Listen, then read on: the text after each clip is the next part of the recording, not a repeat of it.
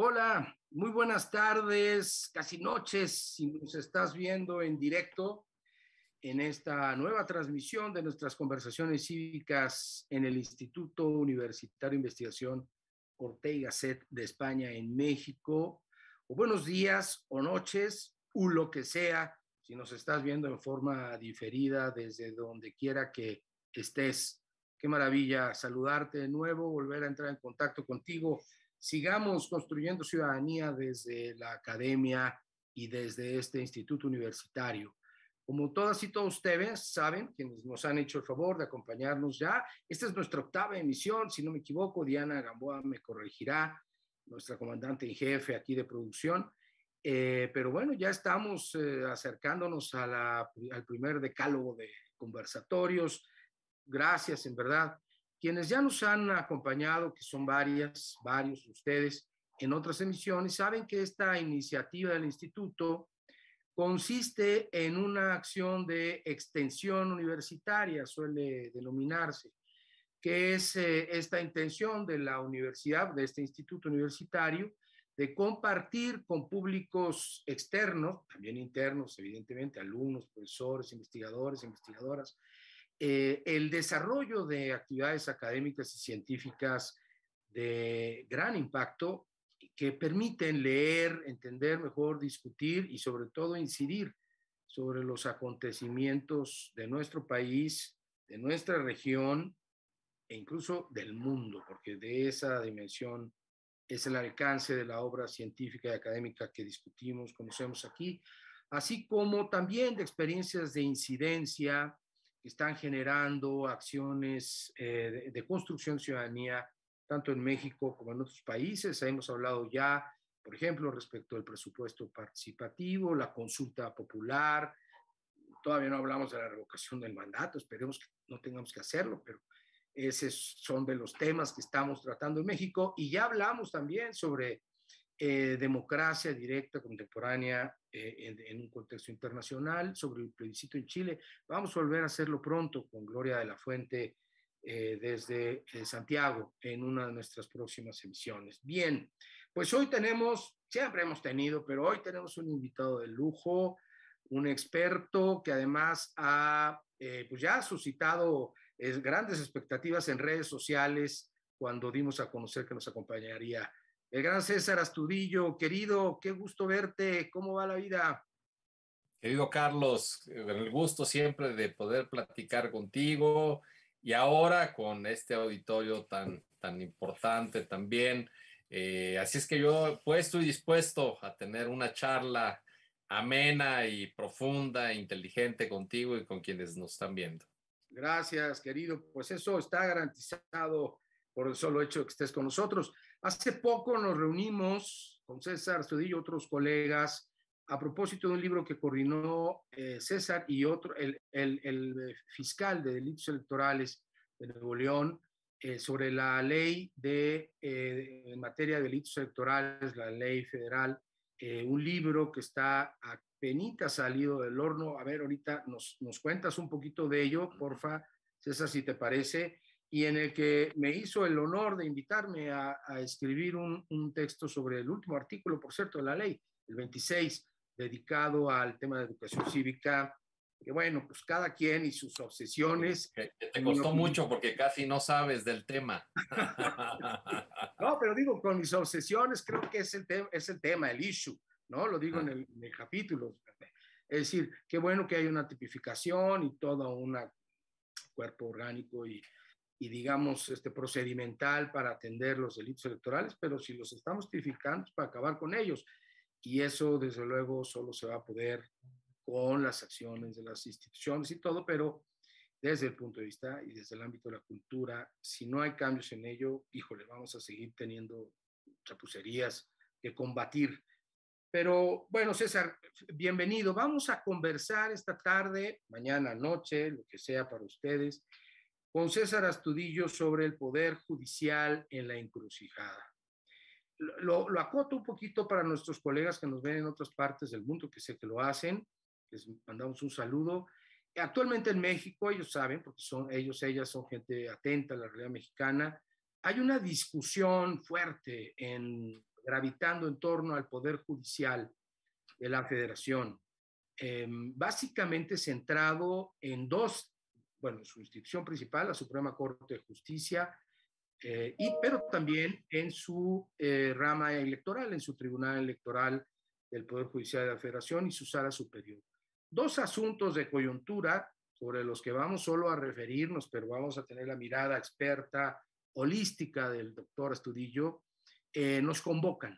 Una fue una reforma al Poder Judicial, que en un transitorio puso un arbolito en el que todos estamos viendo sin ver el bosque, y que fue esta pretensión de ampliar el periodo para el que fue electo el presidente de la Suprema Corte de Justicia, por un lado. Y por el otro, pues una serie de acontecimientos, de hechos que no son nuevos, tienen tiempo, que derivó finalmente la renuncia tanto del presidente magistrado de la Sala Superior como del que intentó suplirlo, y finalmente se tomó una decisión en un tercero que, si no me equivoco, ya había ejercido la presidencia en la sala, pues con el ánimo de resolver, aunque sea momentáneamente, esta trifulca en el tribunal, que además era delicada porque hoy que estamos transmitiendo el 19 de agosto hay sesión en la Sala Superior para resolver algunas de las últimas impugnaciones antes que los cargos, más de 2,000, ya sabemos, que se eligieron en junio, empiecen a tomar protesta, pues eso, de sus cargos. Entonces, es un momento, diría el viejo Beto el Boticario, que seguramente Astudillo también vio, como yo en su juventud, en Chinguenmenchón, ¿no? Es un momento Chinguenmenchón, digamos, con todo respeto, pero en este contexto, formato de conversación. Diría, con esto termino antes de presentar al doctor Astudillo, que ya todos conocemos. Octavio Paz, ya más serio, escribió en un texto maravilloso, un pequeño libro que se llama así, Pequeña Crónica de Grandes Días, en Fondo de Cultura Económica, en torno a la caída del muro de Berlín, y diferenció entre la noticia y el acontecimiento, ¿no? La noticia es algo que aparece, o la observamos aparentemente de manera, pues digamos, subrepticia, no se sabe exactamente de dónde viene, y el acontecimiento, en cambio, es algo que ubica esa noticia en un proceso, ¿no?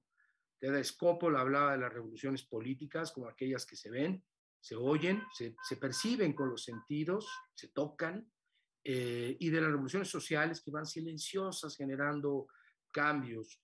Pareciera que estos dos pequeñas puntas de iceberg en la Suprema Corte y en la Sala Superior del Tribunal pudiesen estar hablando de procesos más complejos, más densos, sobre lo que vamos a conversar con César Astudillo. Bien, ya lo conoce todo el mundo, pues, sin embargo, déjenme hacer la presentación a la que estoy obligado y que con mucho gusto además hago. César es doctor en Derecho Constitucional con mención europea por la Universidad Complutense de Madrid, con una tesis doctoral que recibió el premio extraordinario. Cuenta con maestría por la propia universidad, especialidad en Derecho Constitucional y Ciencia Política por el Centro de Estudios Políticos y Constitucionales de Madrid, y es licenciado en Derecho por nuestra querida, por la Universidad Autónoma de Chiapas, Realizó estancias, sí, bueno, es profesor de nuestra querida Universidad Nacional Autónoma de México, también es querida nuestra Universidad Autónoma de Chiapas, en esta sede de San Cristóbal además, ¿verdad? Es la única sede donde se imparte derecho en la Autónoma de Chiapas, y está en esa ciudad mágica, magnífica y extraordinaria que es San Cristóbal, en efecto. Así es, donde he tenido el honor de compartir contigo algunas reflexiones también académicas. César realizó estancias de investigación en la Universidad de Bolonia, Italia, en el Tribunal Constitucional de España y en el Max Planck Institute de Alemania. Es investigador titular del Instituto de Investigaciones Jurídicas de la UNAM, y en el Sistema Nacional de Investigadores es investigador nacional con nivel 2. Se desempeña como profesor de la Facultad de Derecho en la UNAM. Por cierto, fuiste maestro de mi sobrino Emilio Pérez, que quedó fascinado con tu materia. Y lo saludamos a Emilio, que nos va a estar viendo desde Mérida, ahorita en medio del huracán y todo, si es que ya regresó la luz, no había luz en su zona donde vive en Mérida. en la Facultad de Derecho, donde enseña las materias de Derechos Humanos, Derecho Constitucional, Teoría de la Constitución y Derecho Electoral. Además, ha sido catedrático en el posgrado de la misma universidad y profesor de maestría y doctorado en diversas universidades del país. En la UNAM, César Astudillo ha sido abogado general y secretario de atención a la comunidad universitaria, director, fundador de la revista mexicana de Derecho Electoral del propio instituto, autor, coautor y coordinador de 23 libros y ha publicado alrededor de 50 artículos académicos en libros colectivos y revistas especiales de México al extranjero, cosa que se dice fácil, pero no lo es porque estas revistas tienen un procedimiento de dictaminación y de estándares académicos altísimos. Así que, hombre, 50 artículos de esa naturaleza ya pesa y pesa mucho. Entre sus libros más recientes están Estudios Electorales, Estatus, Organización y Funcionamiento del Tribunal Electoral del Poder Judicial de la Federación. Me detengo en este porque sobre este quisiera que nos platicaras brevemente. Estatus, organización y funcionamiento del Tribunal Electoral del Poder Judicial de la Federación, solo precisamente el tema que nos convoca, coordinado ni más ni menos con Jesús Orozco, quien fue también magistrado de la Sala Superior y un abogado electoral del mayor prestigio y reconocimiento en México.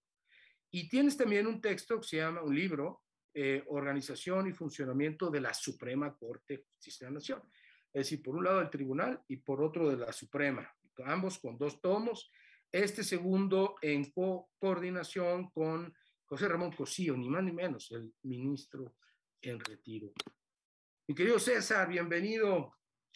¿Cómo empezamos? Cuéntanos de tus 2 libros primero, ¿no? ¿Cómo están? ¿Dónde se consiguen, por cierto? Y cómo ayudan a leer hoy estas trifulcas y situaciones que estamos viendo.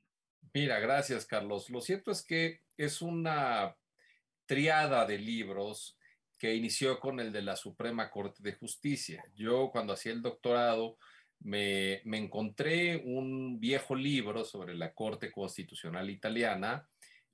Era un libro viejo de 1960, pero que bueno, la Corte italiana empezó a funcionar a principios de los años 50, después de la Segunda Guerra Mundial. Entonces, es un libro que se detenía a explicar qué era esa nueva institución, el nuevo artilugio que se había creado en la Constitución italiana. Y entonces se metía a hacer una descripción orgánica de competencias, de estructura interna, de funcionamiento, porque de lo que se trataba era de dar a conocer esa institución. Me quedé con ganas de hacer un libro de esa naturaleza y esas ganas se reactivaron en una charla de café con José Ramón Cosío, que es muy buen amigo, y le dije, oye, yo tengo ganas de desempolvar un viejo proyecto, ¿qué te parece si lo reviso, te lo mando? Se lo mandé, le gustó mucho la idea, me dijo, mira, está muy completo, pero creo que hay que agregar este tema, y al final nos salieron. Desde esta perspectiva de organización y funcionamiento, nos salieron 113 temas de la Suprema Corte. Temas, algunos sobre los que ya se ha escrito bastante, pero en su mayoría temas sobre los que no se ha escrito, ¿no? Por ejemplo, cómo se integran las ponencias de los ministros, de qué tamaño son esas ponencias, cómo se seleccionan a los integrantes de esas ponencias. Acuérdate, hay secretarios de estudio y cuenta. En la Corte hay secretarios que ayudan a los ministros en temas del Pleno, ¿sí? Que son los asuntos más relevantes, en tema de la sala a la que pertenezcan, en temas administrativos, etcétera, etcétera, etcétera. Entonces, todo eso nos dimos a la tarea de advertirlo, y a partir de ahí hicimos una invitación que fue muy amplia, y también a expertos, conocedores y a muchos que habían vivido allá adentro, porque hay temas en los que de verdad nadie había escrito. Y entonces teníamos que buscar perfiles que hubieran vivido esa dinámica para ver cómo se hacen las cosas, ¿no? Igual que en el tribunal, tú sabes, en el tribunal electoral, cuando a un ministro o un magistrado le toca proyectar un tema, bueno, hay un proyecto inicial y ese proyecto se circula con todos los demás. Bueno, pues esa mecánica de en qué momento se circula, cómo se reciben las observaciones, qué complementan un proyecto, que ya desde ahí empiezan a señalar que no están en la misma lógica de apoyar un cierto sentido, porque hacen falta algunas cosas y piden complementar, o ya van perfilando un voto negativo. De todo eso se ha escrito muy poco y eso, entre muchas otras cosas, están ahí en el libro.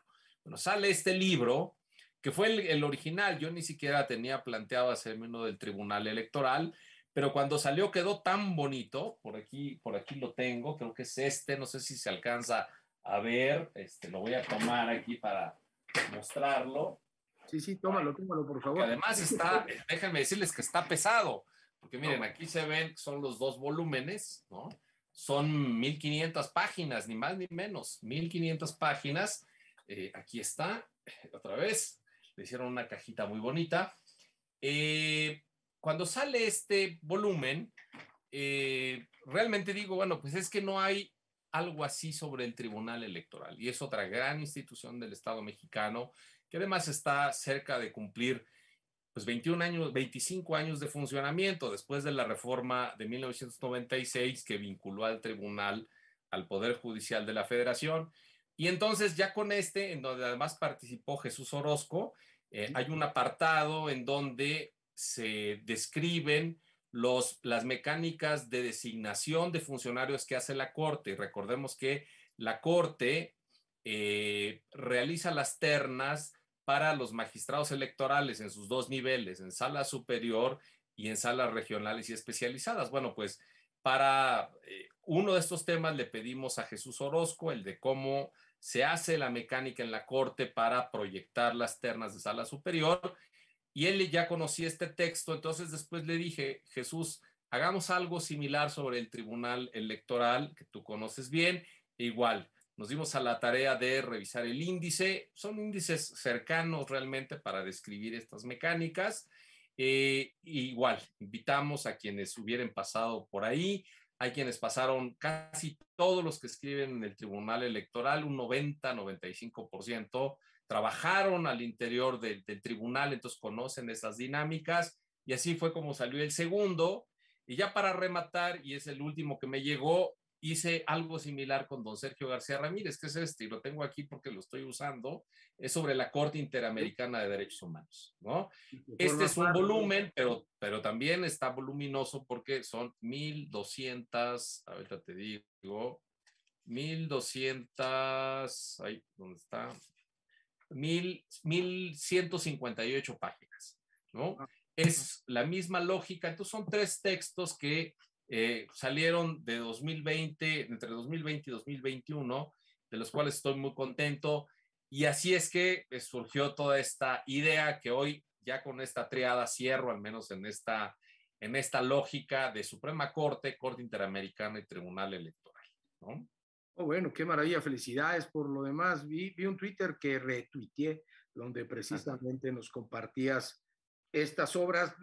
Digo, además, ya no se usa, no es tan usual, excepto en obras de consulta casi obligada como estas que tú nos refieres, ediciones de ese tamaño ni de esa calidad, porque estoy apreciando la pasta dura, por ejemplo, en la edición y eso hace, bueno, primero lo hace mucho más resistente, además es un cosido, ahí se ve también que permite la apertura adecuada del libro, su consulta, en fin, pues es un instrumento de trabajo, querido, se aprecia. Los ha cuidado mucho, la verdad es que los tres han salido con la editorial Tirando Blanche y se cuidaron mucho, yo como coordinador los cuidé mucho, pero ellos en el trabajo editorial hicieron realmente lo mismo, hicieron un gran trabajo y son los tres libros, estoy súper orgulloso de ellos. El del Tribunal Electoral estamos por presentarlo, yo creo que en la segunda semana de septiembre, muy probablemente acompañados también de Sala Superior. Finalmente es un libro que describe todo esto y ve qué curioso también para ir entrando en materia de lo que acaba de ocurrir. Ahora que se dio este tema de las dos presidencias, el libro fue muy útil porque de verdad que describe muchas cosas que te ayudan a entender. Por ejemplo, en el libro describe, tanto en el de la Corte, la Suprema Corte, como el del Tribunal, cómo cuál es la mecánica de nombramiento del presidente, que son mecánicas similares. El pleno de los dos órganos son los que lo eligen.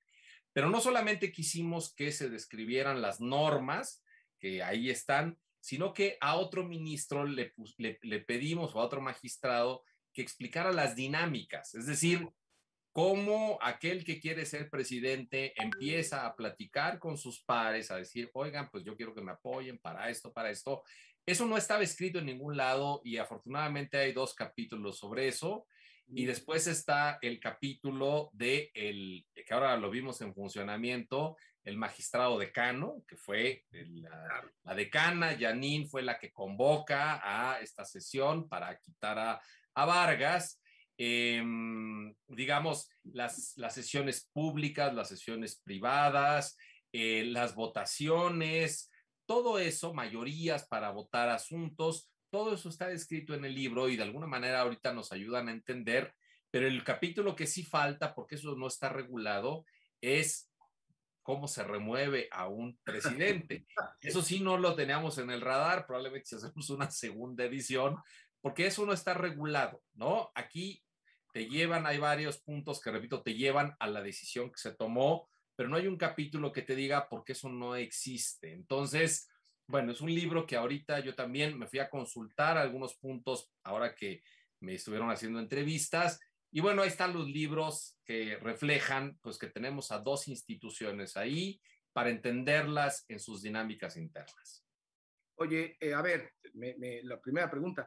Estos libros los conseguimos en la página de Tirant, ¿no? Me imagino. Sí, Tirant, que es Tirant México, con ponerle en el buscador ahí mi apellido, yo regularmente publicado con Tirant, ahí se despliegan, o también los tengo referidos y llegan directo desde mi página, que es www.cesarastudillo.mx. Ahí están los libros y ahí están referenciados los libros, digamos, los vínculos que los llevan directo a donde están.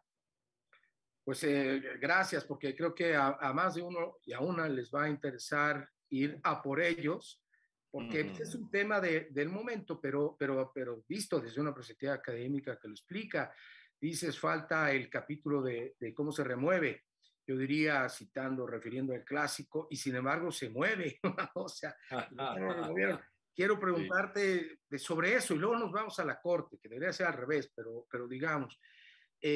A ver, porque entiendo que parte de los conflictos fue, o por lo menos de lo que yo leí, escuché, de los argumentos de los magistrados, 5 magistrados que resolvieron este proceso, vamos a llamar ahorita de remoción, tú nos dirás si se puede llamar así o no, por este vacío de la norma, de la normativa, pero en parte de sus argumentos era que José Luis Vargas, su calidad de presidente, no estaba respetando justamente lo que está documentado en más de 1000 páginas, bueno, en algunos de los capítulos de más de 1000 páginas de tu libro, sobre la organización y funcionamiento del tribunal, ¿no? Sobre cómo se recibían, se distribuían los proyectos para las ponencias, sobre cómo se convocaba, sobre esta figura que es, yo pienso que muy útil en órganos colegiados, de las sesiones privadas previas a las sesiones públicas, que entre otras cosas nos ahorra horas y horas y horas a los televidentes ¿no? de seguimiento. De todas maneras, los argumentos centrales siempre se exponen, puede haber, ahorita te pido que nos lo expliques, votos particulares, si fuera el caso. Entonces yo diría 2 cosas concretas. La primera es desde este libro, la experiencia que tú documentas de la organización y funcionamiento del tribunal. ¿Qué nos cuentas de estos argumentos que fueron vertidos en torno al ejercicio de la presidencia de José Luis Vargas? Después, la remoción, que no está, como ya nos aclaras de decir, normada, sin embargo, en los hechos se dio. Quizá no se dio como remoción, tú nos lo explicarás, pero se dio. Y bueno, básicamente esto para abrir boca. Sí, mira, lo que nosotros vimos cuando se activó la sesión en donde sí hubo un ejercicio de remoción de Vargas como presidente fue que los magistrados de alguna manera se ve que lo planificaron, se pusieron de acuerdo y cada uno de ellos hizo el acento en vulneraciones que había cometido Vargas desde su papel de presidente. Recordemos que el papel de la presidencia tiene varias funciones. El presidente es el que lleva las sesiones de deliberación donde se resuelven los asuntos, pero además, sí, es el que lleva la administración del tribunal y es el representante institucional del mismo tribunal, ¿no? O sea, tiene potestades o funciones jurisdiccionales en el Pleno, además tiene ponencia propia, es decir, proyecta también asuntos el presidente, tiene funciones administrativas y tiene funciones de representación. Eso está descrito ahí. Bueno, pues cada uno de ellos dijo las vulneraciones que que él había realizado.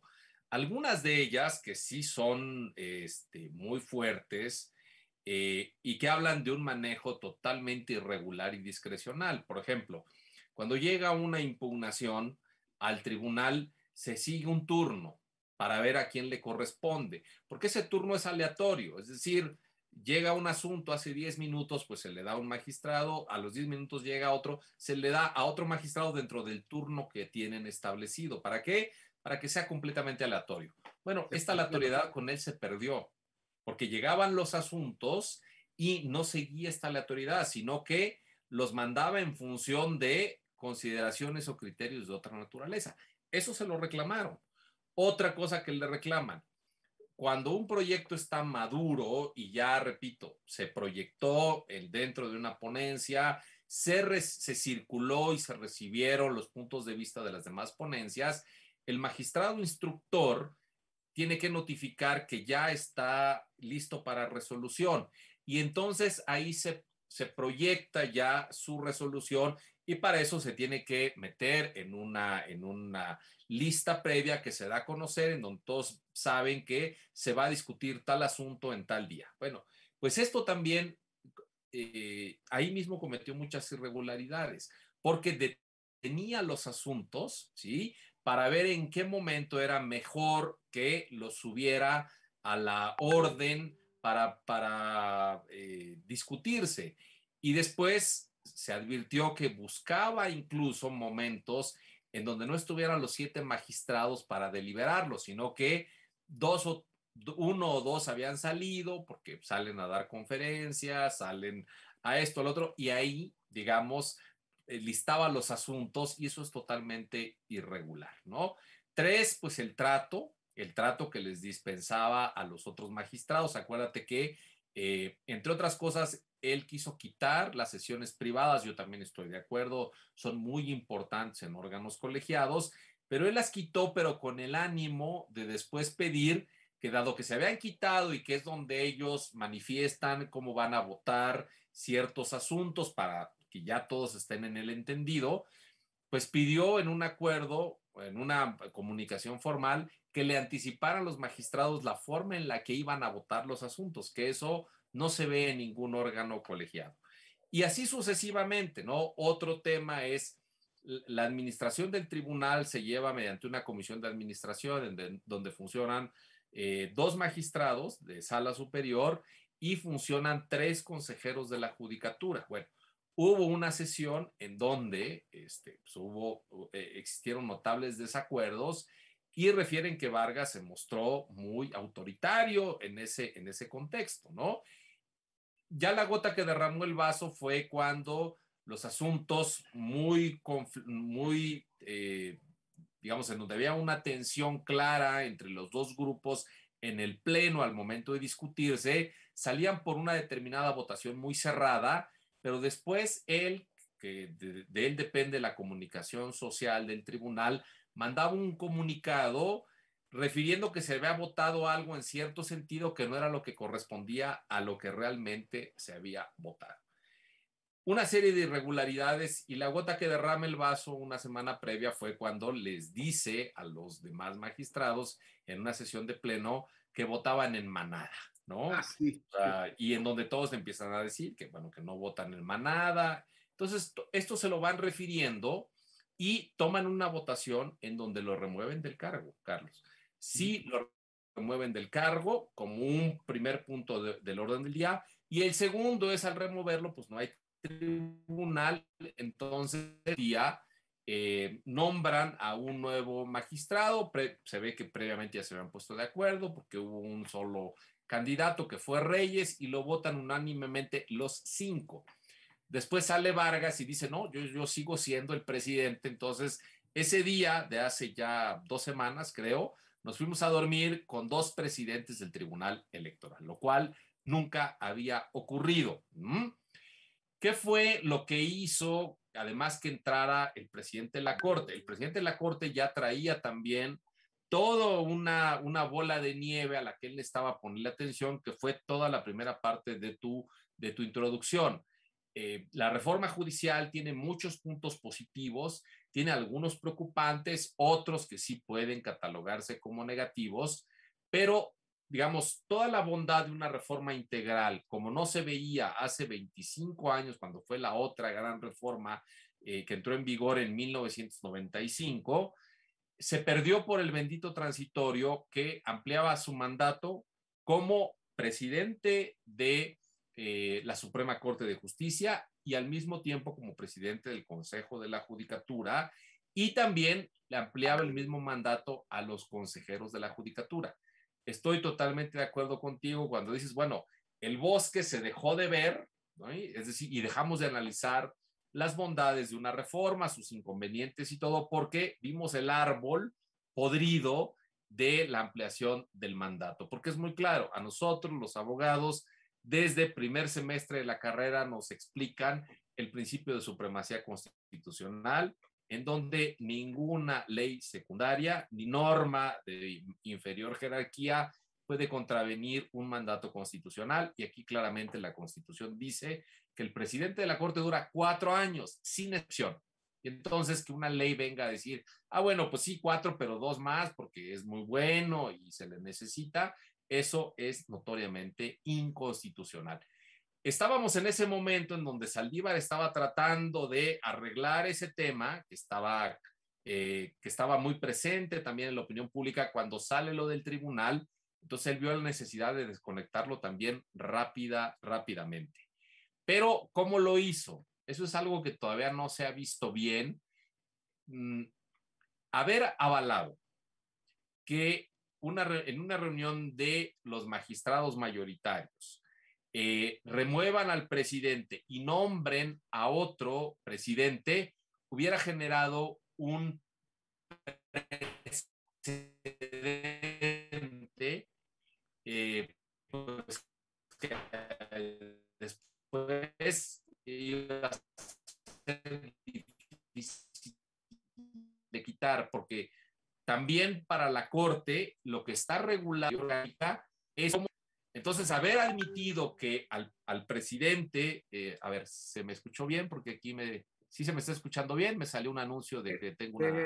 medio robotizaste, pero creo que la idea bueno, se escuchó, se alcanzó sí, a... bueno, digo, haber admitido que es válido un procedimiento de remoción hecho por la mayoría de los magistrados sin estar regulado, iba a generar un precedente difícil de quitar, y seguramente Saldívar dijo, bueno, es que si yo dejo pasar esto, igual mañana convocan a una reunión similar aquí en la Corte y también a mí me remueven, ¿no? Si se trata de la mayoría. Entonces lo que hizo fue decir, no, esto no se va a admitir, y por eso convocó a Vargas y le dijo, pues lo mejor es presentar tu renuncia, y también culminó a que Reyes presentara la suya y que la transición fuera a través de una presidencia transitoria en Felipe Fuentes, que ciertamente era el presidente previo a José Luis Vargas, que va a durar de aquí a final de mes, ¿no? En lo que pasan las impugnaciones. Ese rato estaban en sesión, resolviendo asuntos muy importantes,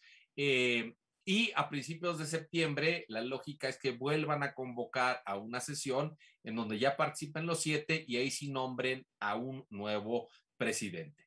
Todo esto es lo que ha pasado, y ha tenido que intervenir Saldívar justamente porque de lo que se trata es de que él necesita desconectar todas estas tensiones que están en la Corte, en el Consejo de la Judicatura y en el Tribunal Electoral. Curiosamente, los tres órganos cúpula del Poder Judicial de la Federación. ¿Para qué? Para poderse centrar en la implementación de la reforma judicial, que ahora no se ha podido justo por estas tensiones causadas por estos problemas. Bueno, muy bien, muchos puntos sobre muchas síes. Déjame ir a tratar de tratar algunos temas sobre esto que has comentado. Me interesa particularmente esto del bosque, ¿no? Y la implementación de la reforma. Parte del discurso del presidente de la República apoyando la permanencia en su cargo extraconstitucionalmente del actual ministro presidente Saldívar es que corrígeme, pero que el presidente dice que confía mucho en Saldívar para la implementación de esta reforma. Entiendo que, además recuerdo, si no mal recuerdo, que el propio Saldívar hizo, bueno, la Corte, pero él presentó un proyecto al menos primario que después quizá formó parte de la iniciativa. Es el proyecto que se aprobó. Literalmente, bueno. Él presentó un proyecto que se llamó la reforma judicial desde y para el Poder Judicial, o sea, diciendo, lo hicimos nosotros, el presidente la recogió tal cual, íntegramente se mandó, y de ahí salió el transitorio, y por eso Saldívar salió a decir, oiga, nosotros no mandamos eso con el transitorio, eso fue una inventiva del Congreso, pero mayoritariamente la reforma que se aprobó es la que presentó Saldívar. Bueno, voy a 3, 4 cositas rápidas. Uno, cuéntanos un poquito sobre esa reforma, tu opinión, porque además, déjame, bueno, todo el mundo lo sabe, pero muchos de nosotros conocemos a César Astudillo como un experto en temas electorales, que evidentemente lo es, pero también reconocemos en él un experto en temas de derecho constitucional y de la Corte en particular. Tienes varios textos, yo he leído algunos de ellos.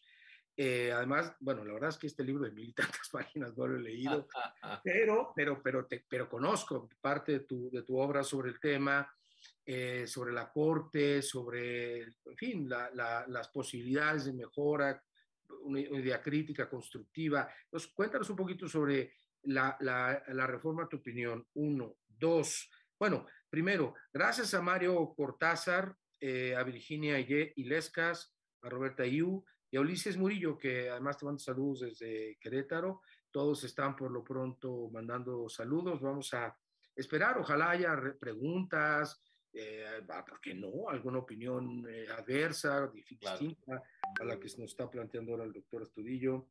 Bueno, uno, la reforma. Dos, oye, esto de los transitorios, tú que eres experto en derecho constitucional, me llama la atención cómo se está tratando hoy de legislar en transitoritis aguda, digamos, ¿no? O sea, el tema de la permanencia del presidente ministro, transitorio. El tema de la revocación del mandato para este año en un transitorio. No, para este año no, para esta presidencia, ¿no? Para el próximo año, transitorio. En la Ciudad de México acabamos de tener otro transitorazo, mediante el cual modifican el ejercicio del presupuesto participativo en la Ciudad de México. Pareciera que ahora la ruta, más que las reformas, digamos, hechas y derechas, es en hacer las cosas y luego meter transitorios que cambian o le dan realmente el sentido, o no sé si realmente sentido, pero uno de los sentidos, intencionalidad, por qué no decir política, a estas reformas, ¿no? Tres, estos mecanismos, mecánicas que nos comentas y cómo se distribuían a las ponencias los distintos temas para los proyectos, me hizo recordar un asunto que tiene que ver con el concepto de justicia abierta, ¿no? Que han estado particularmente dos magistrados, si no me equivoco, Felipe Lamarte entre ellos, promoviendo de manera muy fuerte, Reyes, si no me equivoco también, donde se apela a este principio constitucional de la función electoral, de la máxima publicidad, se instrumentan mecanismos de transparencia. En algunos casos, y creo que el propio José Luis Vargas usó este mecanismo, incluso hacían públicos los proyectos antes o durante la discusión interna en las de sesiones previas de las y los magistrados, y todo el mundo podíamos saber cuál era el proyecto, ¿no? Creo que hubo por ahí algún caso medio emblemático, y finalmente la Sala Superior quizá resolvió otra cosa, pero en este ejercicio de transparencia. ¿Cómo sientes esta idea y cuál es la frontera entre el ejercicio de transparencia, justicia abierta y simple, llana, grotesca y vulgar filtración, ¿no? Que también las hay, en todos lados se cuecen habas. Ahora el senador Monreal mandó un video, ¿no? Sobre su iniciativa de reforma constitucional en materia electoral, donde dijo que fue una filtración, que es un documento que sí es suyo, pero que no está completo. En fin, pues parece que está un poco de moda. Antes estuvo en moda el sospechosismo, hoy diríamos que está de moda el filtracionismo o algo así en la vida política del país. Luego, esta idea que los pares elijan entre sí a su presidente, presidenta, ocurre en el sistema judicial, no ocurre en el sistema administrativo. Los presidentes de los institutos electorales son designados al tiempo que sus pares en su condición de presidentes, presidentas de los consejos generales. Un poco tu opinión sobre qué tanto ayuda, viendo, como has visto tú de manera experta, los mecanismos y la organización de estos órganos colegiados, son todos, el IFAI, creo que el IFAI también se eligen entre ellos, ¿no? Sí. ¿Hasta dónde genera incentivos medio perversos a esto que acabamos de ver? Sin duda justificado, ¿no? Pero a pelotearse y a buscar, digamos, sustituir a quien ostenta el cargo, hasta dónde le da vitalidad. ¿Cuál es tu un poco, no un poco, cuál es tu opinión sobre esto? Y nada más una pregunta, ¿tampoco existe entonces un mecanismo concreto para la remoción de la presidencia en la Suprema Corte, ¿no? Igual que en la Sala Superior? Pues ahí va en la batería de Sí. asuntos, mi querido. A ver, empezamos. Uno, la reforma. La reforma busca, uno, darle todavía mayor autoridad al órgano cúpula de la organización judicial, que es la Suprema Corte de Justicia. La idea es que a la Corte lleguen asuntos clave, parecido a el esquema de Estados Unidos.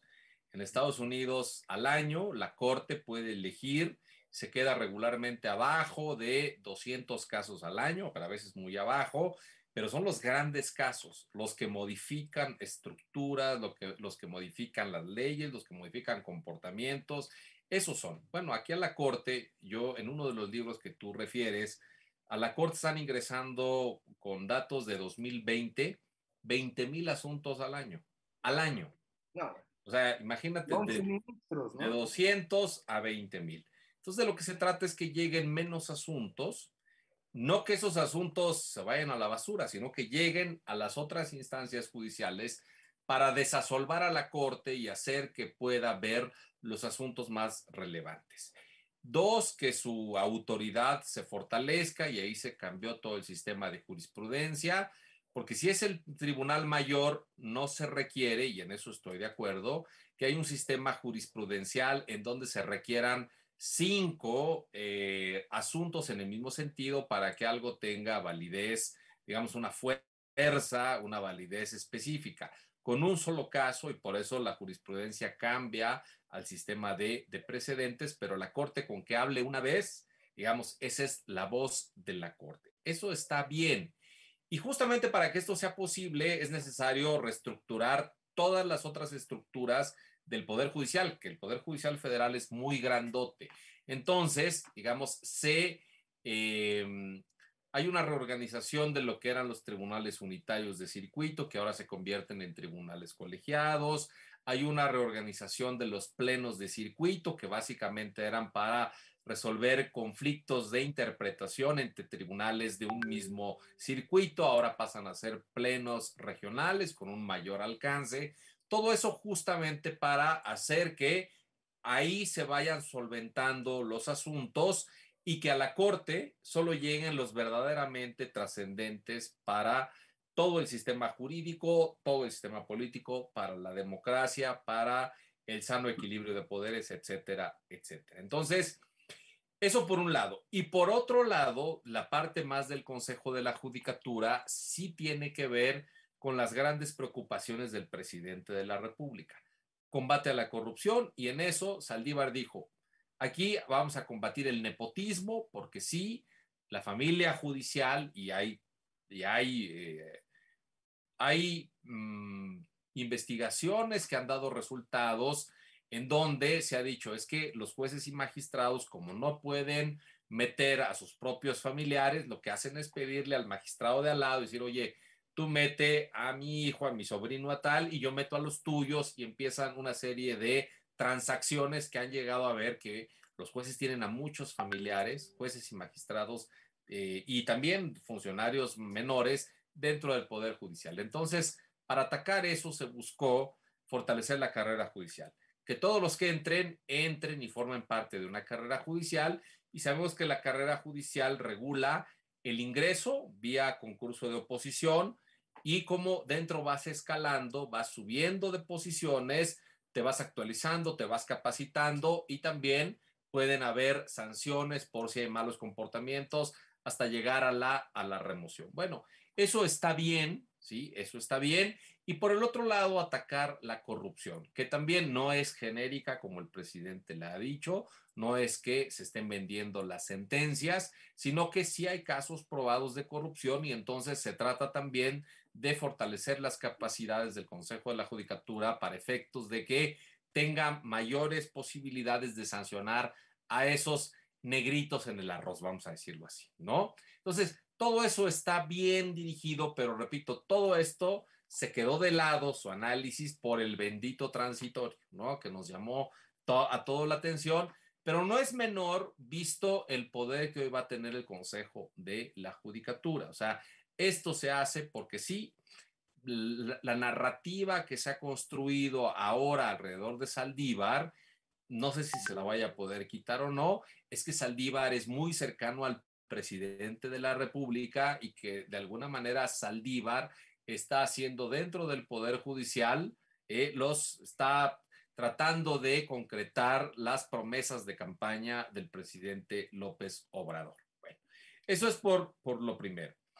El segundo, los transitorios. A ver, los transitorios son necesarios dentro de cualquier ordenamiento jurídico, pero justo hay que entender que los transitorios te dicen cómo transitar de lo que estaba antes a lo que ahora se introdujo. Por eso es que cada vez que hay un cambio, una nueva ley, se dice, bueno, pues para pasar de esto a esto necesitamos un esquema en tanto se construye lo nuevo. O sea, son necesarios, pero lo cierto es que los transitorios lo que no pueden hacer es también ir en contra de las normas que están establecidas y mucho menos de normas constitucionales.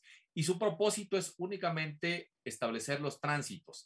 A veces lo hacen bien y a veces lo hacen mal. ¿Por qué? Porque también para hacer transitorios es un ejercicio ya ni siquiera de ingeniería legislativa, es un ejercicio de relojería, es todavía mucho más preciso, pero me parece que ahora estamos un poco carentes de relojeros y de ingenieros y a veces parece ser que, perdóname que lo diga, pero parece ser que apenas llegamos a albañiles que lo hacen como Dios les da a entender, ¿no? Entonces ahí tenemos un problema.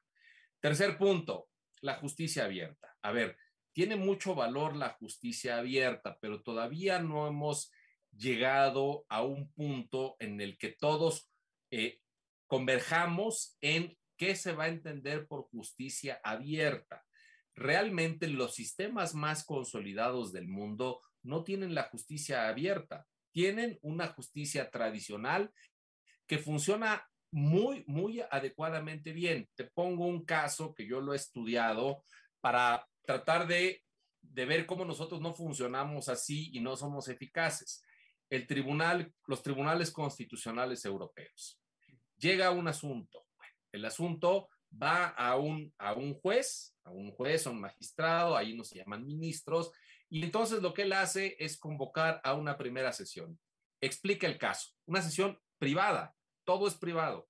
Dice, llegó este caso, ¿no? Están viendo, por ejemplo, imagínate, ¿no? Si el gobernador de la provincia de tal, que fue elegido para 5 años, se le puede extender por un transitorio a 3 años más. Llegó ese asunto. Bueno, la única función del juez es recibir los primeros pareceres de todos, ¿no? Y decir, no, pues cómo es posible que esto no se puede, y él va escribiendo. Entonces, recoge eso y después ya se va y trabaja en su ponencia el asunto una vez que ya escuchó a sus pares. Después trae un proyecto ya elaborado y empiezan tantas reuniones privadas como sean necesarias en donde él expone el proyecto, se empieza a discutir y hasta son tantas discusiones hasta que llegan a un acuerdo mayoritario. Y en ese momento listan el asunto para salir y ya salen con, como tú ese rato dijiste, los puntos esenciales. Es decir, a ver, aquí se impugnó esto y el acuerdo mayoritario de este tribunal es que esto es inconstitucional por 1, 2, 3 y 4. Listo, se vota y se pasa al siguiente asunto. Aquí lo hacemos tan al revés que por eso es que están llenos de votos particulares las sentencias, porque esos acercamientos previos, esas construcciones previas no están. Entonces yo sí le otorgo valor a ese trabajo previo, pero el problema es que aquí a esto le hemos echado gotas de veneno. Todo lo que es privado parecería que es, que es negativo, que ahí es donde se ponen de acuerdo, que ahí es donde funciona la mafia del poder y todo esto, que ahí es donde está la corrupción, que ahí es donde hay transacciones negativas, todo eso cuando realmente esto tiene un valor. Lo que sí estoy de acuerdo de la justicia abierta es que tratan o están tratando de extirpar algo que sí está muy presente en la corte. Cuando llega un asunto a la corte, inmediatamente los abogados litigantes piden algo que se llama el alegato de oreja. Ven, quieren buscar al ministro y eso se da en muchos órganos colegiados, ¿no? Y entonces muchas veces se da en la corte, se da en el tribunal electoral, se da yo creo que hasta en el INE y yo creo que hasta en los soples. Es decir, llega un asunto y entonces, pues una cita y a veces pues es en la oficina, a veces es solo uno con, digamos, el titular, sea magistrado, sea consejero, con el abogado, a veces pide que vengan alguien más, pero a veces se ha dado que esta práctica está negativa y dicen, bueno, pero ¿por qué no me invitas a comer a un buen restaurante, verdad? Si me vas a tratar ahí de convencer, pues invítame y pido el vino caro y pido la comida y todo eso. Entonces, estas prácticas negativas sí han buscado quitarse con la justicia abierta porque ahora vemos que al menos en sala superior y también en salas regionales dicen, bueno, vamos a tener una audiencia de alegatos que son públicas, ¿no? Están los magistrados, están sus equipos y están los abogados defensores y eso está bien para erradicar esa práctica. Pero lo cierto es que todavía no hemos llegado a un acuerdo. ¿Qué debe ser algo público y qué debe ser algo privado para efecto de una mayor eficacia en los resolutivos de estos órganos que son colegiados? Bueno, y finalmente el tema de los presidentes. Mira, es bien interesante. Aquí tenemos distintos esquemas, tú los has visto. La Corte y el Tribunal Electoral y el INAI son los pares. Los pares y claramente quien tiene ganas de presidir tiene que hacer una labor interna, presentar un proyecto, ahí sí, llevarse a comer a sus pares para decirle, oye, yo quiero ser el siguiente y mire, y platiquemos y todo eso, ¿no? Y hay otros en donde la designación es directa y por mucho tiempo, eso también tiene que ver el tiempo. Sí. Recientemente, derivado de esto, hay quienes dicen, es que el tiempo de la presidencia debería ser menor para darle mayor posibilidad a más, para que no se vuelva algo tan preciado, por ejemplo, en el INE. El INE directamente viene nombrado el consejero presidente por 9 años, ni más ni menos, ¿no? Entonces algunos dicen, oigan, no, pues, hay quienes dicen, no, pues si se hace una presidencia de un año, casi nos toca a todos. Pero a veces eso es difícil porque no hay una orientación administrativa clara, hay mucho cambio de personal, habría mucho cambio de objetivos, pero tal vez una presidencia más acotada de 4 años sí permitiría a más que pudieran entrar. Pero también, repito, esto ha dado, el sistema se ha tropicalizado y cuando digo tropicalizado es que se ha hecho a la mexicana.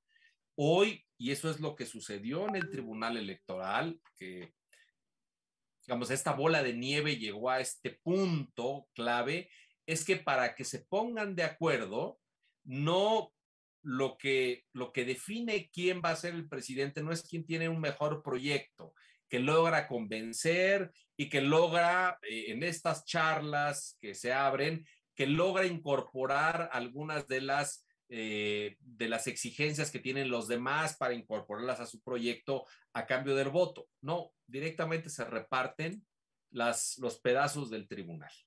la burocracia del tribunal.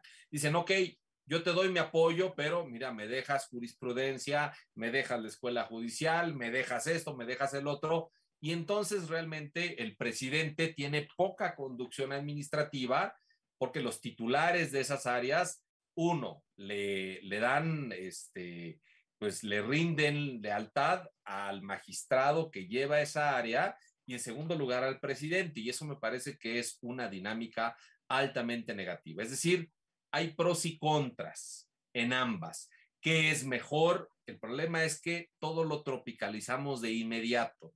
No seguimos una línea en función de decir, a ver, esto va a ser así y se acabó, ¿no? Si metemos este tipo de incentivos perversos, pues claro que estas reglas terminan por cumplir una función totalmente diferente para la que estaban pensadas, ¿no? Bueno, creo que con eso le di respuesta a toda esta batería que me preguntaste. Sí, sí, sí, no, bueno, muy bien, muchas gracias. Sí, pues yo creo que hay muchas cosas ahí. Estamos ya en el último tramo de nuestra conversación. No tengo aquí registrado, excepto saludos, felicitaciones que te envían nuestros colegas, nuestros colegas.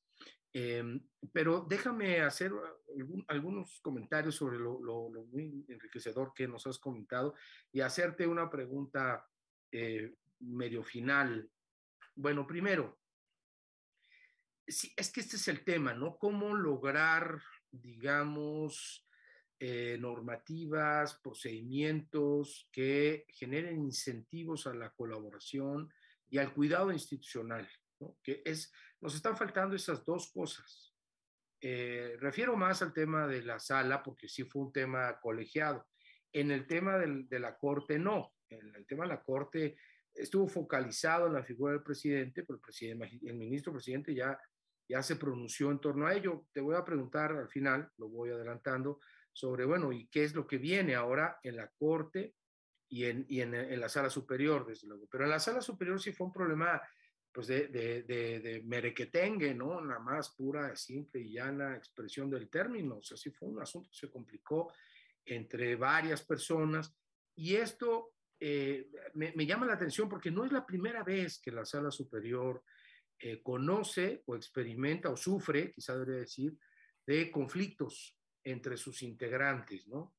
Ningún órgano colegiado mexicano, bueno, quizá haya por ahí uno excepcional, se priva de ello. El Consejo General del IFE y luego del INE, pues también ha vivido incluso estas agrupaciones donde incluso a lo mejor la figura de la presidencia queda medio aislada frente a otras figuras y es pues un juego dinámico, ¿no? No son coaliciones estáticas, se van moviendo, 4 a favor, y luego son 5, y luego son 3, dependiendo de los temas. El INAI, bueno, también ha trascendido problemas serios entre sus integrantes.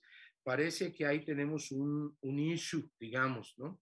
Pero ¿cómo logramos que estas cosas van a ocurrir o han ocurrido, eventualmente seguirán ocurriendo? ¿Cómo generamos incentivos institucionales para que ello, no es que no ocurran, se canalicen? Porque al final de cuentas, vamos, o sea, todos recordamos, incluso cuando hacíamos equipos de trabajo en la universidad, pues al final había 2 o 3 que teníamos más coincidencias y siempre había alguien que se ofrecía a pasar en máquina el trabajo, o sacar las fotocopias y encargolarlo, a cambio de no hacer nada más, ¿no? Eso, digamos, más o menos ocurre.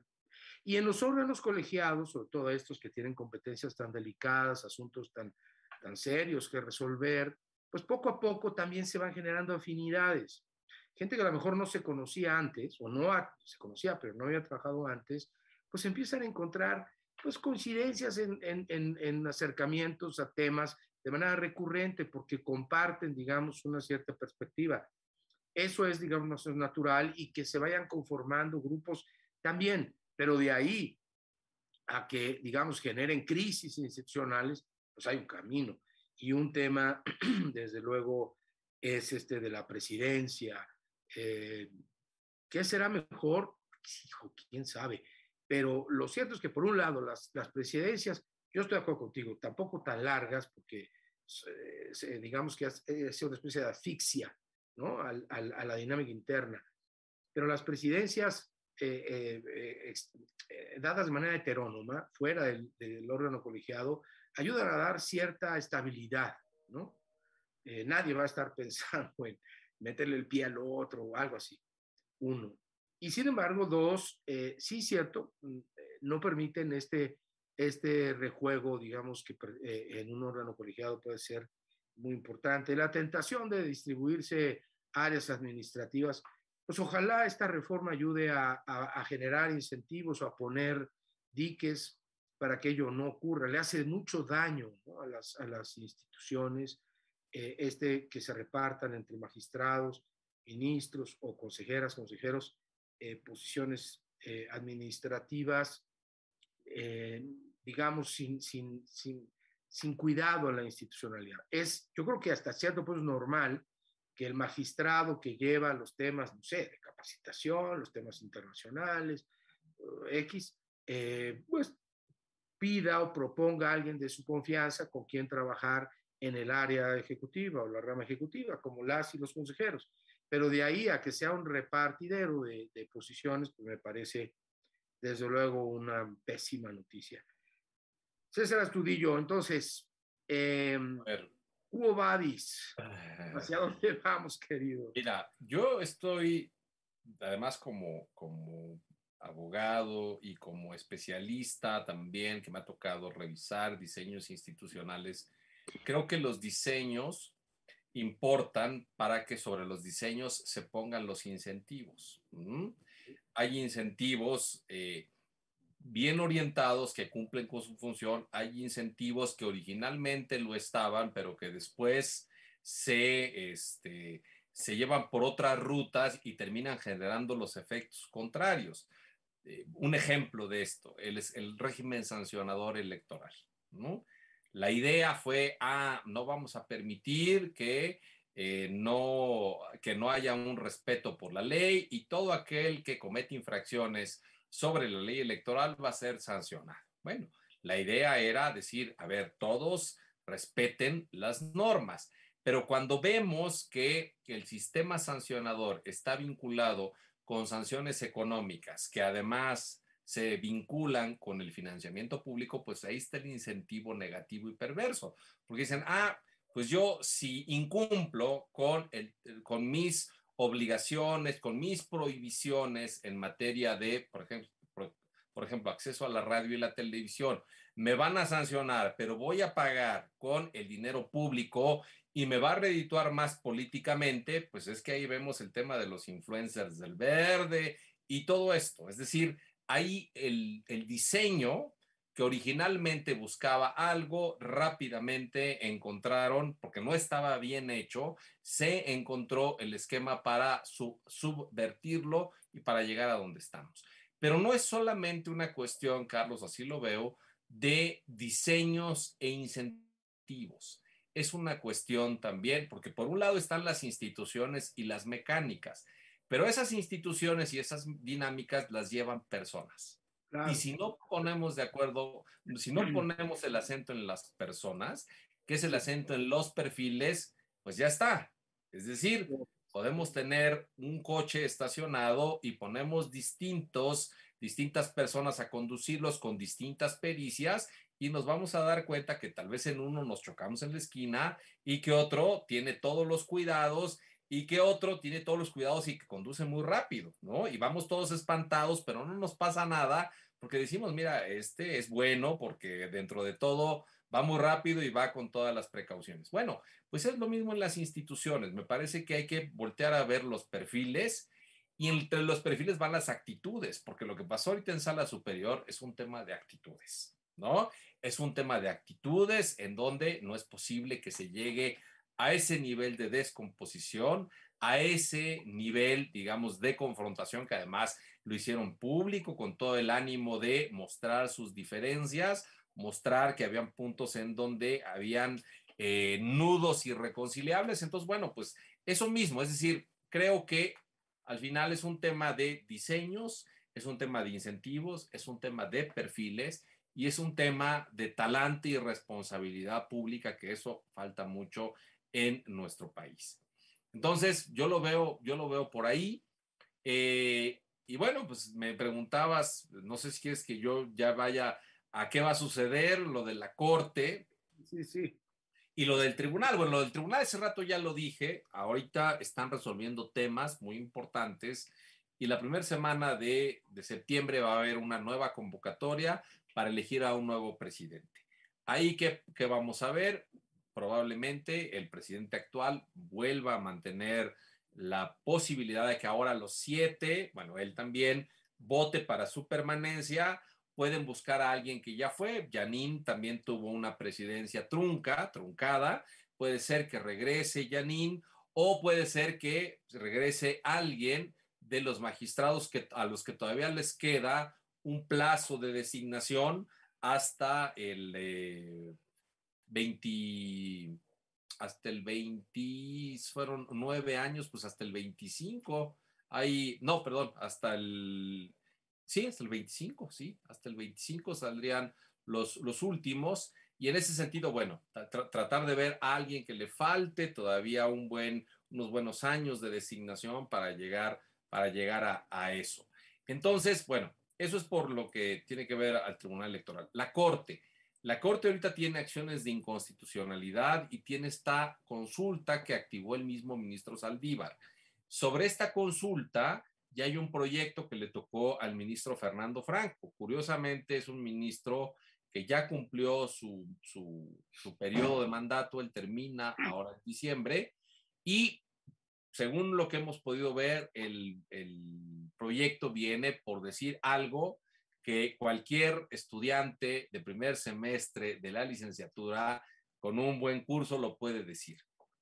Ningún transitorio de una ley puede ir en contra de lo que dice un mandato constitucional. Entonces, el proyecto está diciendo que eso es inconstitucional abiertamente. Tal vez por eso fue que Saldívar salió, porque él refirió que de alguna manera ya tenía conocimiento de en qué sentido venía el proyecto. Me parece que lo que vamos a ver ahorita es qué se resuelve primero, porque van muy conectados. En esta consulta, todos los ministros, incluido Saldívar, podría participar, van a fijar su posición respecto al mismo tema. La acción nada más es otra vía, pero lo que está impugnado es lo mismo, de tal suerte que los argumentos tienen que ser en el mismo sentido. No podría ser de otra manera. Entonces, lo que está por decidirse es qué se va a resolver primero. La consulta, eso le sería más favorable a Saldívar, porque él podría decir, yo mismo viendo esto, que no lo promovimos nosotros, fui el que activé esta consulta y además yo voy a participar, porque eso también está en ciernes. Técnicamente, cuando hay un ministro que tiene un interés directo, tendría que abstenerse de participar. O si alguien conoce de un impedimento que tenga, lo puede recusar. Son dos mecanismos procesales. Pero lo cierto es que aquí él puede decir, no, pues no tengo ningún impedimento y como no lo tengo voy a participar. Y como voy a participar voy a dejar clara mi posición desde el principio. Entonces, este mecanismo de la consulta le sería más favorable a él en lo personal, pero también ahorita hemos visto algunos trascendidos de prensa en donde parecería que algunos están tratando de que primero se resuelvan las acciones de inconstitucionalidad. Entonces, bueno, eso es lo que va a pasar, que de todas maneras se tienen que resolver ambas vías, pero cuál se resuelva primero y cuándo se resuelva es lo que hay que ver. Esto de la consulta, ya hay un proyecto ahí, los de las acciones todavía no nos han dicho, pero seguramente también ya van muy avanzados porque no hay que romperse la cabeza con un proyecto de 400 páginas. Literalmente con 20 páginas, haciendo referencia al principio de supremacía constitucional, se resuelve el problema. En esas estamos, Saldívar va a estar ahí lo que queda, digamos, por su mandato de 4 años, lo que queda de este año y todo el siguiente año, y después también se tiene que convocar a la elección de un nuevo presidente que va a iniciar su función el 1 de enero del 23. Eso Bueno, sería. pues menuda cátedra, querido, y se supone que es solo una conversación, nos has dado una cátedra maravillosa, en verdad, muchas Ah, gracias. Lo que maravilloso. es una lástima es que, bueno, es una lástima, es la intención, que estos conversatorios sean breves, sean ágiles. Claramente estamos ante un catedrático universitario que este tema podría más bien ocuparle un curso entero. Gracias, César, querido, como Ah, siempre, ni lo digas, Carlos. Con mi inmenso gusto. admiración y reconocimiento. Ahí quedan muchos temas, ojalá luego podamos regresar. Tengo una impresión, quizá equivocada, creo que no. Creo que con la Corte nos está pasando lo que nos pasaba con el Ejército en ciencias sociales, en historia mexicana, durante muchos años, ¿no? Era casi un tabú, no se tocaba, se estudiaba los partidos, los campesinos, hasta las iglesias, poquito, pero se estudiaban, sobre todo, bueno, por el movimiento cristero, el impacto que tuvo en la historia mexicana, pero el ejército era intocado, intocable. Después empezó a haber estudios sobre el ejército, ahora el ejército pues, es otra institución con nuevas atribuciones, etcétera, etcétera, no me voy a detener en ello. En la transición mexicana, pues evidentemente el poder ejecutivo ha sido objeto de distintas reformas, de cambios, bueno, la alternancia misma. Hoy la discusión de la revocación del mandato, que esté, digamos, en mi opinión, un poco desenfocada, pero está discutiendo los temas del poder ejecutivo. En el poder legislativo ya está otra vez la intención de discutir sobre la representación proporcional, dirían en mi pueblo, válganos el Santo Cristo y los plurinominales, en fin, los temas de representación ahí están. Pero los temas de la Corte, el otro tercer gran poder del Estado mexicano, del Estado contemporáneo, ahora sí que los temas de Palacio se discuten en Palacio, ¿no? La Corte ha sido un tema al que no hemos entrado y no lo conocemos precisamente por ese hermetismo que podría ser que esta reforma judicial o al Poder Judicial empezara a poner en otra dimensión. Y yo sé que estamos conversando con un experto en esto, en electoral también, pero en esto en particular, en derechos humanos. Ojalá nos des la oportunidad, querido César, más adelante de regresar sobre temas pues de alto alcance, como los que has estado planteando. Solo dejaría para dejar así al auditorio que se desvele pensando el asunto, el tema de los perfiles de los ministros, magistrados y consejeras, consejeros. Desde luego es un issue, qué bueno que lo pones en el tema porque ahí viene una nueva reforma que eventualmente discutirá ello, ¿no? Yo creo que sí, va a ocurrir y vamos a tener que entrarle a esa discusión. Sí, pero esos perfiles lo deciden los partidos políticos ahora, ¿no? En el Senado, en la Cámara de Diputados, ahí se designan. Tendremos que explorar otras vías. Hay buenas prácticas internacionales para que al final los perfiles de estos funcionarios del Estado mexicano, funcionarias, se aboquen más precisamente al perfil deseado y no al interés partidario, a los cálculos políticos. Ahí hay un asunto. ¿Quieres comentar algo más para cerrar esto, querido César? Totalmente, tienes toda la razón. El tema de los perfiles es un tema que nuevamente hay que poner a discusión y el tema de los procedimientos, porque son dos cosas que atienden a preguntas distintas. El perfil es a quién te estás imaginando y qué cualidades debe tener para entrar a una institución, y más cuando es colegiada. Cuando es unipersonal, pues algo que se quiera pelear con el espejo, ¿verdad? Pero cuando es colegiada, que van a entrar, vas a entrar en confrontación de ideas, de posturas, de valores, de creencias. Es muy importante ver la tolerancia, la apertura al diálogo, a dejarte convencer o a convencer tú mismo, en fin. Pero el nombramiento es quienes participan para impulsar esos perfiles. Me parece que ahí hemos seguido esquemas muy cerrados, que necesitan abrirse, que necesitan darle espacio a más instancias para que estos procesos sean también más abiertos, y que no solamente gane, porque después a esto se le asocia un elemento negativo, que hoy vemos que también está haciendo crisis en el Tribunal Electoral: las cuotas, ¿sí? La lotificación de las instituciones y las cuotas. Eso, digamos, en algún momento, hay quienes han reconocido, Dice, bueno, también es que también con nosotros fue de cuotas. Sí, pero los perfiles eran altos perfiles y entonces ahí sí, digamos, había una mejor composición. Cuando los perfiles no son tan buenos y entra la cuota, pues ya estamos viendo lo que pasa. No puedo generalizar, pero claramente, porque hay perfiles buenos, muy respetables, pero sí hay algunos que pasaron del noche la nocturna, querido Carlos. Así es, y mira que estamos viendo ejemplos clarísimos, ¿no? Oye, César, qué maravilla, muchas gracias. Nos ayudas a no pasar de noche la nocturna, de día la diurna. La diurna. Gracias a ti, gracias a Francisco Parra, nuestro director ejecutivo, Aide. Saludo a Fran Parra. Y pues está en la península el buen Paco de nuevo. Esperamos reunirnos pronto, ¿no? Ahora que regrese, a Venga. ver si nos necesitamos un desayuno como en aquellos tiempos de buenas conversas y proyectos. Aide Vázquez, nuestra comandante y jefe de vinculación. Diana Gamboa, nuestra coordinadora y comandante para todos estos efectos de comunicación y de enlaces. Gracias. Disculpen que nos extendimos un poquito, dirían en mi pueblo, que es la Ciudad de México, ¿qué tanto es tantito? Sobre todo cuando tenemos esta oportunidad de conversar con expertos, amigos, como César Astudillo. César, de nuevo, muchas gracias. Espero pronto un nuevo encuentro con chiles en nogado sin ellos. Eso, sin duda. Venga.